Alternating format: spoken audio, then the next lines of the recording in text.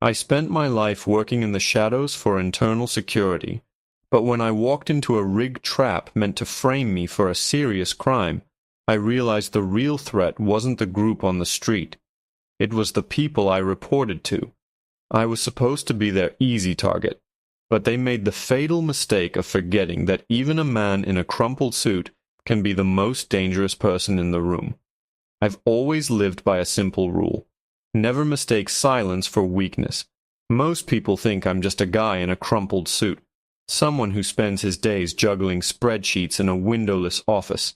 They see the cheap watch, the tired eyes, and the way I hunch over my coffee, and they assume I'm an easy target. It's a convenient camouflage. My real job. I lead a covert unit for the Internal Security Service. I spend my life dismantling organized schemes, tracking money that doesn't exist, and cleaning up messes that would make the average citizen's skin crawl. But last Tuesday I made a mistake. I let my guard down. I was walking to my car after a grueling 12-hour shift, the kind that leaves your brain feeling like overcooked oatmeal.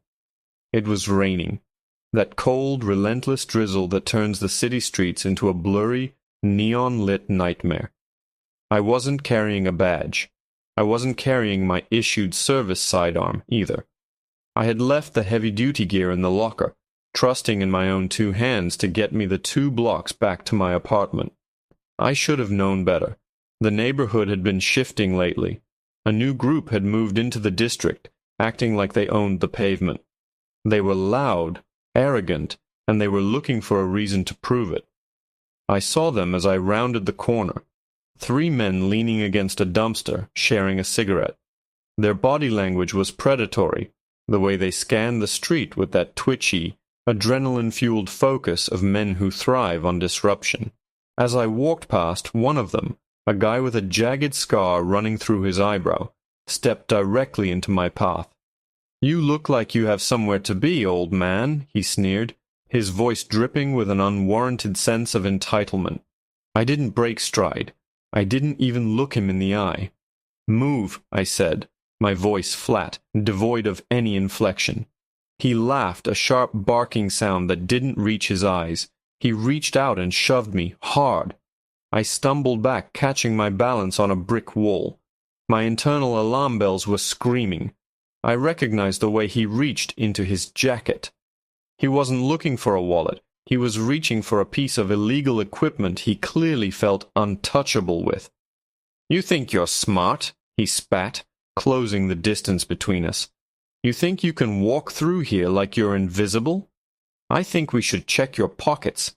Maybe you've got some prohibited substances on you, or maybe we just make you disappear to teach everyone else a lesson." He wasn't just a mugger.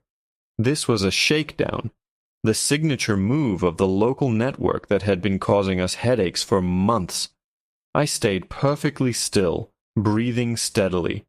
I could have neutralized him in 3 seconds. I knew exactly where to strike: the larynx, the solar plexus, the femoral artery. But if I did that, if I let the monster inside me wake up, the investigation into their entire supply chain would be compromised. I had to play the victim. "I don't have any money," I said, keeping my hands visible, palms open. "Don't worry," the leader chuckled, nodding to his buddies. They surrounded me, pinning me against the wet bricks. "We don't want your money. We want to see how much you're worth when we frame you for a serious crime. We'll drop some of these packets with substances in your coat, call in a tip, and watch you rot for decades." The leader pulled out a plastic bag filled with white powder, grinning like he'd just won the lottery.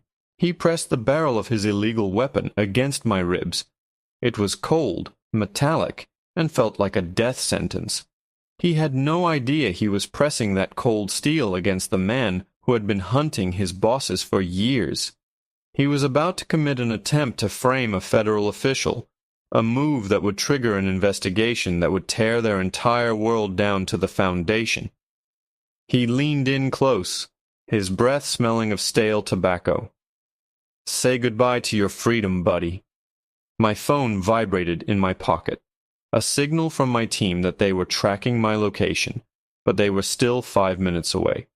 I looked him dead in the eye, and for the first time that night I smiled. "You really should have checked your surroundings," I whispered.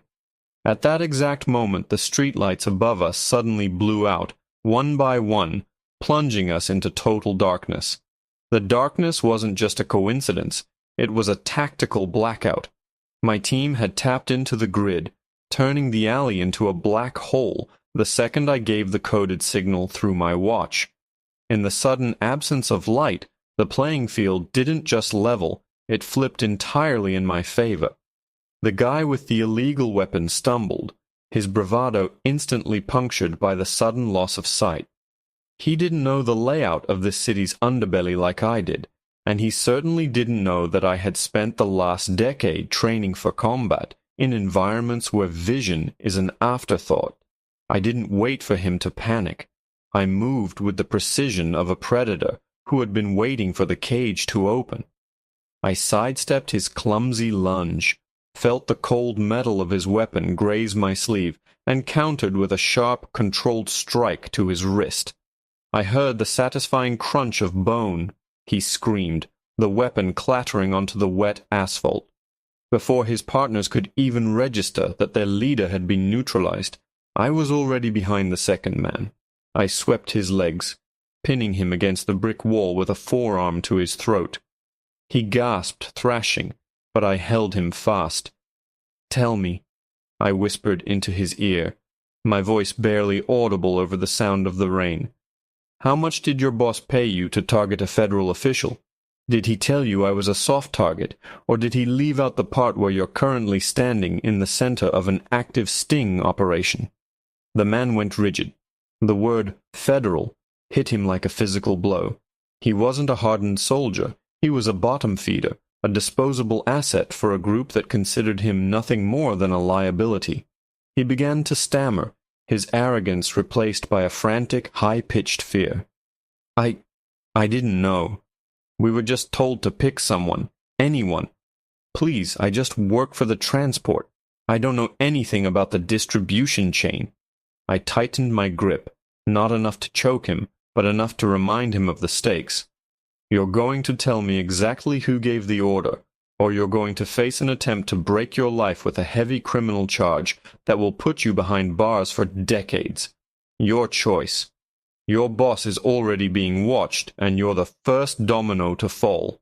The third man, the one who hadn't engaged yet, was backing away, fumbling for something in his jacket. I knew the look of a man about to pull a secondary weapon. I didn't have time to coddle him.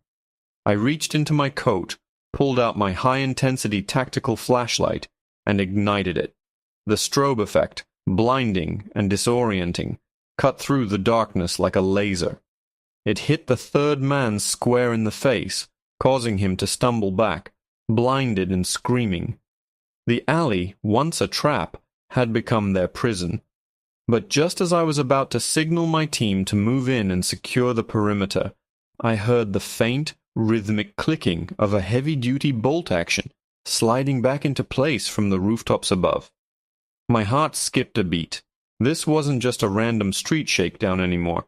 I had been baited. The group I was tracking hadn't just moved into the district. They had anticipated I would eventually cross their path. A red laser dot appeared on the chest of the man I was pinning against the wall. He saw it too, his eyes widening in pure, unadulterated terror. He knew what that meant. "They're not here to save us," he whimpered, his body shaking so hard I could feel it against my own. "They're here to tie up loose ends." I froze. I had been so focused on the threat in front of me that I had missed the sniper perched on the water tower, watching the entire pathetic display. The leader, clutching his broken wrist on the ground, let out a hysterical, jagged laugh. "You thought you were the hunter, didn't you? You didn't realize you were walking into a kill zone." The red dot moved from the minion's chest and began to track upward, dancing across my shoulder before settling right between my eyes. I had seconds to react, and my team was still 30 seconds out. The silence of the alley was shattered by the distinct mechanical hum of a high-powered drone hovering just above the rooftops. its camera feed glowing a soft, ominous blue. They were live-streaming my death to someone high up in the food chain. I looked up at the drone, then back at the laser dot on my forehead. I knew that voice. I knew that signature style of operation. It wasn't just the local network anymore. I had stumbled onto a conspiracy that reached deep into the internal security service itself. The sniper wasn't there to kill the criminals. He was there to ensure that the man who knew too much would never walk out of this alley alive. The sniper's finger tightened on the trigger, the tension in the air snapping like a frayed rope. I had one desperate play left, but it meant sacrificing the only leverage I had. I lunged forward, grabbing the man I was holding and yanking him into the line of sight just as the first shot echoed through the night. The sound of the shot was deafening, a sharp crack that tore through the rain and the silence of the alley. I felt the heat of the bullet graze my shoulder as I pulled the minion into the path of the round. He went limp instantly, not from the bullet, but from sheer paralyzing shock as he realized he'd just been used as a human shield by his own masters. The sniper hadn't hesitated for a microsecond. It was clear they didn't care about collateral damage as long as the primary target was eliminated. I didn't give them time for a second shot. I dove behind a stack of industrial pallets, the wood splintering as a volley of heavy fire erupted from the rooftop. This was no longer a simple confrontation. This was an execution attempt. I reached for my encrypted radio, which I had kept hidden in my inner pocket. "Code red," I hissed into the receiver, keeping my head low as lead chewed into the brickwork inches from my skull. "I have a confirmed internal leak.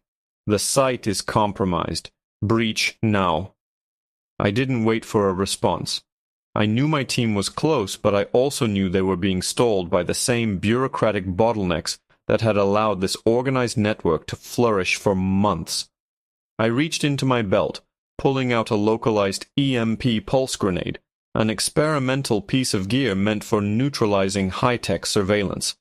I waited for the rhythm of the sniper's fire, counting the seconds between shots. 1, 2, 3. As the fourth shot rang out, I hurled the device onto the roof of the adjacent building. The explosion was silent, a ripple of distorted air that sent the drone spiraling out of the sky and silenced the sniper's laser sighting equipment. In the sudden electronic void, the sniper was blind. He had relied on thermal and digital tracking. Without it, he was just another man with a weapon in the dark. I vaulted over the pallets, moving with a speed that startled the remaining two criminals still cowering on the ground. I didn't stop to fight them. I sprinted for the service ladder, climbing it with the desperate energy of a man who refused to become a statistic. When I reached the roof, I found the sniper scrambling, his face pale as he frantically tried to reboot his optics. He looked up, his eyes widening when he saw me, a man he thought he had already buried. "You should have checked your target," I growled, closing the gap before he could draw his sidearm. I didn't beat him. I simply disarmed him, tossing his weapon off the roof into the abyss below. I pinned him against the ventilation shaft, my hand gripped tightly around his tactical vest. I saw the patch on his gear. It wasn't the insignia of the criminal group, but a blacked-out seal used only by the highest levels of our own internal security service. The betrayal hit harder than the bullet. The network I was investigating was being bankrolled and protected by the very people I reported to. The sniper looked at me, a smirk forming on his lips. "You really think you've won? Even if you bring me in, you'll never touch the people at the top. They've already scrubbed the files, wiped the servers, and labeled you as a rogue agent attempting to facilitate a serious criminal act." "Maybe," I said, pulling out a small flash drive from my own pocket. I hadn't been idle during the months leading up to this. I had anticipated the betrayal. Every meeting, every phone call, every piece of evidence regarding their organized scheme had been uploaded to a decentralized, encrypted server that would automatically release the data to the press if I failed to check in at midnight. "I didn't come here to arrest you," I whispered. I came here to tell you that the upload has already started. You aren't the hunter tonight. You're just the evidence." Just then, the sirens erupted. Not local police. The tactical response unit from the Central Bureau. The one group I knew hadn't been compromised. They swarmed the rooftops, floodlights bathing the city in a blinding white glare. The sniper's face collapsed into a mask of defeat as he realized his career, his status, and his life were effectively over. The aftermath was a whirlwind of paperwork, internal investigations, and the systematic dismantling of the corruption that had rotted the department from within. The leaders of the organized scheme were tracked down within 48 hours, unable to escape the digital trail I had spent years meticulously curating. I didn't get a medal. I didn't get a promotion. In fact, I was quietly pushed into early retirement, deemed too difficult to manage by the new brass, who wanted to sweep the whole affair under the rug. But as I sat on my porch, watching the sun rise over a city that was finally a little safer, I felt a deep, profound sense of peace. They had tried to frame me with heavy accusations, tried to break my life with a criminal charge, and tried to end me in a cold, dark alley. They thought they were attacking an easy target. They learned the hard way that the best way to handle a wolf is to never, ever poke it.